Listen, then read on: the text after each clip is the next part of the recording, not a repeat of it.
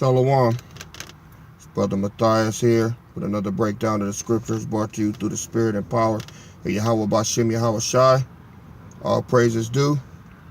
Man, y'all on me today, man. Y'all taking big wet bites out of my ass, huh? It's the second time I've been accused of being a heretic, man. What's going on? Dude. Alright. I'm gonna answer this one here. Alright. I don't think this was gonna take too long.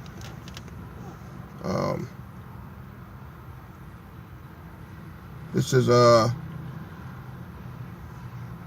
from a sister named Broom. Alright. This is her charge against me. You know.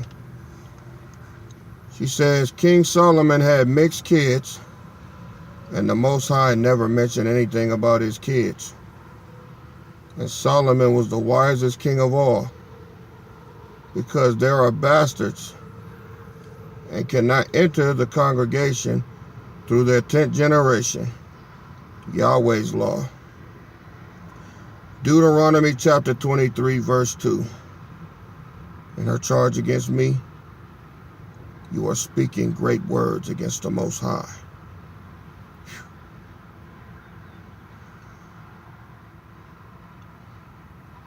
That's a hell of a charge to level against a man.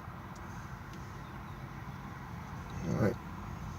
Well, we'll get to the charges later. Let's deal with King Solomon had mixed kids. So, let's go to Numbers chapter 1. Verse 18. Alright. Start at verse 17, Salakia.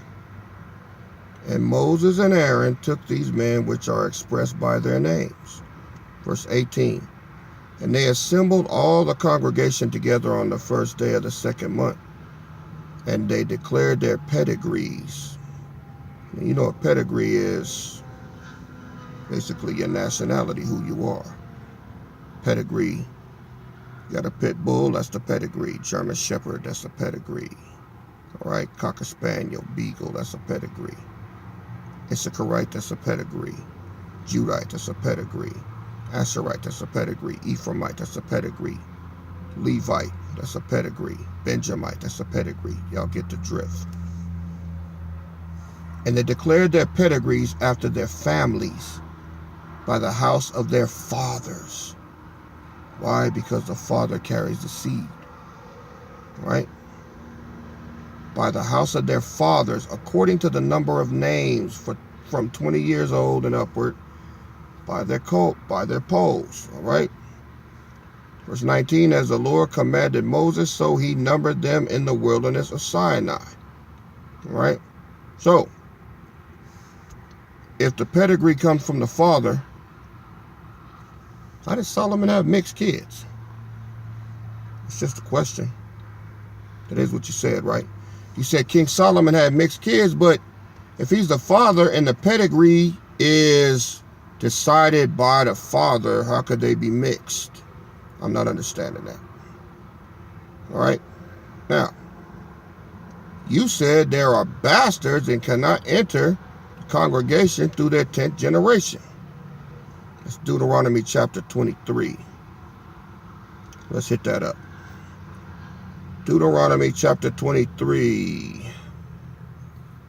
Starting at verse 1. We need to start at verse 1 so you can get a, clear understanding. He that is wounded in the stones or hath his privy member cut off shall not enter into the congregation of the Lord. Now, I want y'all to forgive me for what I'm about to show you, all right? The scripture is clear, and I've had a charge leveled against me, so I got to clear that up, all right? Let me hit it one more time, all right? This is Deuteronomy 23 and 1. He that is wounded in the stones or hath his privy member cut off shall not enter into the congregation of the Lord. Now, his stones, it's talking about his testicles, man. His nuts, his balls. Want to see who was talking about? See there? You see that? It's called a lady boy. And look who it is. It's a damn Moabite. You see that? Get this shit off of my phone. All right. Verse 2. A bastard shall not enter into the congregation of the Lord. Even to his 10th generation shall he not enter into the congregation. One more again. To his 10th generation he shall not enter in. Do you got that?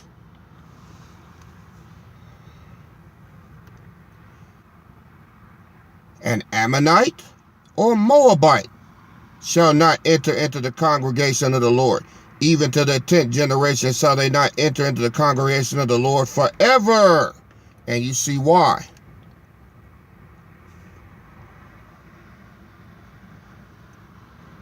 Right?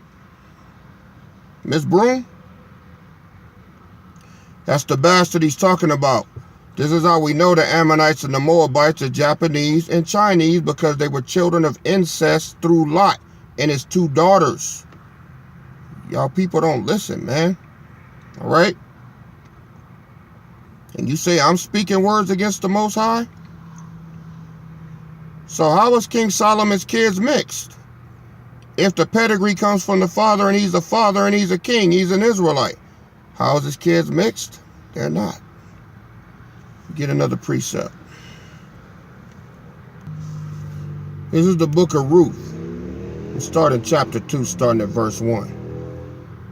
And Naomi had a kinsman of her husband's, a mighty man of wealth, of the family of Elimelech, and his name was Boaz. And Ruth, the Moabitess, all right, she was Chinese. The Moabitess said unto Naomi, let me now go to the field and glean ears of corn after him, in whose sight I shall find grace. And she said unto her, go, my daughter. Verse 5. Well, let me read verse 3. And she went and came and gleaned in the field after the reapers, and her hap was to light on a part of the field belonging unto Boaz, who was of the kindred of Elimelech.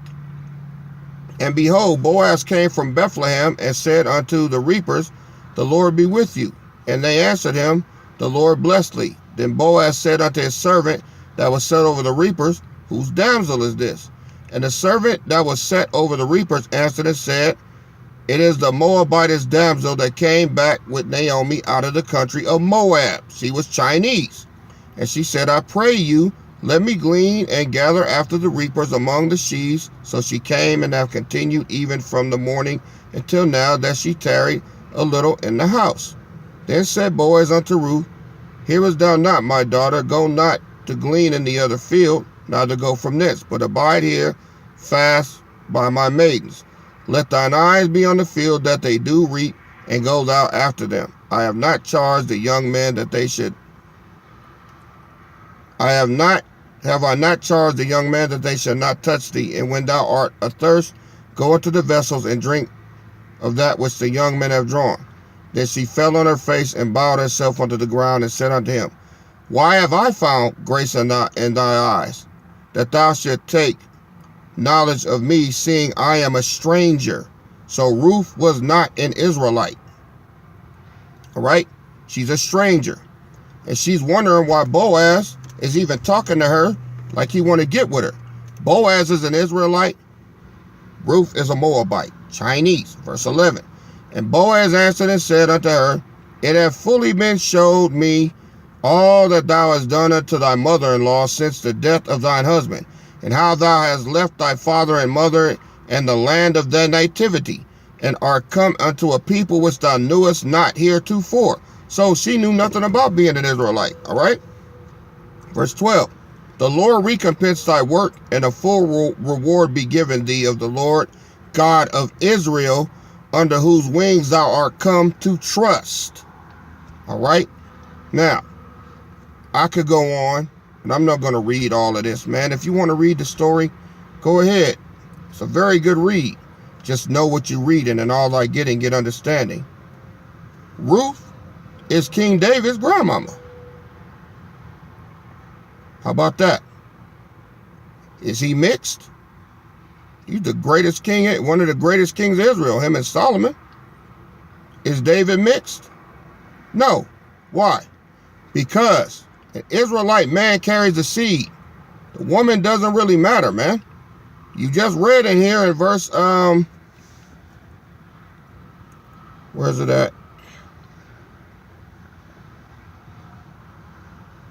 Verse 10. She said, why have I found grace in thy eyes, that thou shouldest take knowledge of me, seeing I am a stranger? She's a strange woman. Boaz is a rich Israelite. And he's getting ready to get with Ruth. All right. Let's go to Ruth chapter 4, verse 13.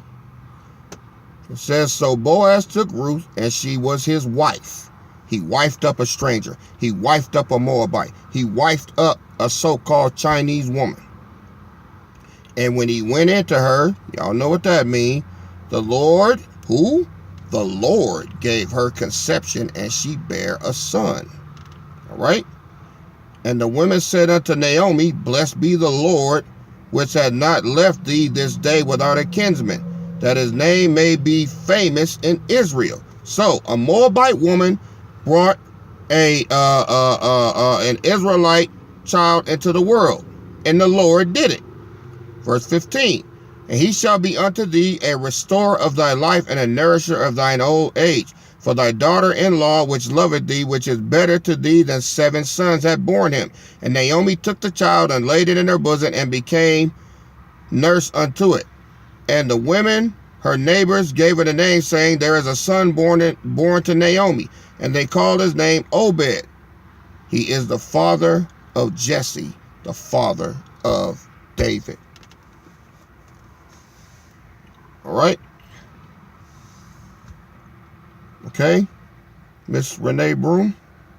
So, if Boaz was able to impregnate a Moabite woman with the permission of the Most High and bring forth Obed, how were King Solomon's sons bastards?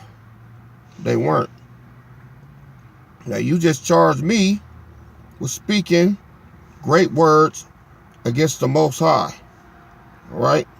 So I believe I've proven that that's not the case. But I do have a warning for you. All right. This is 1 Timothy chapter 2, verse 12. Matter of fact, start at verse 11. Let the woman learn in silence with all subjection. But I suffer, or better yet, I allow not a woman to teach, nor to usurp authority over the man, but to be in silence. Verse 13. For Adam was first formed in Eve. Verse 14. And Adam was not deceived, but the woman being deceived was in the transgression. All right. So you in transgression right now by trying to check me. All right. Let's go to the book of James chapter 3 so we can button this up. James 3:1 says, my brethren, be not many masters, knowing that we shall receive the greater condemnation. You done marked yourself. Don't do it again. All right? Because you ain't got the foggiest idea what you're talking about. I do this all day, every day. Not bragging or boasting, it's just reality. All right? Study to show thyself approved unto God, a workman that needeth not be ashamed, rightly dividing the word of truth. All right? 2 Timothy 2:15. You way out of your league. All right? So don't do that again. All right? Don't try to level a charge. If you have a question, just ask. All right? But don't do that. That's not right. And that's not nice. And the Most High will get you, all right, for putting your mouth on his men, of which whom I happen to be one of. All right, Miss Broom? So I believe the point has been made. All right. And I just want to give all praises to Yahweh Bashem Yahweh Shai, Bashem Kadash. Peace and salutations to the 1/3 and the elect of Israel out there listening and learning. Till next time, Matthias is out.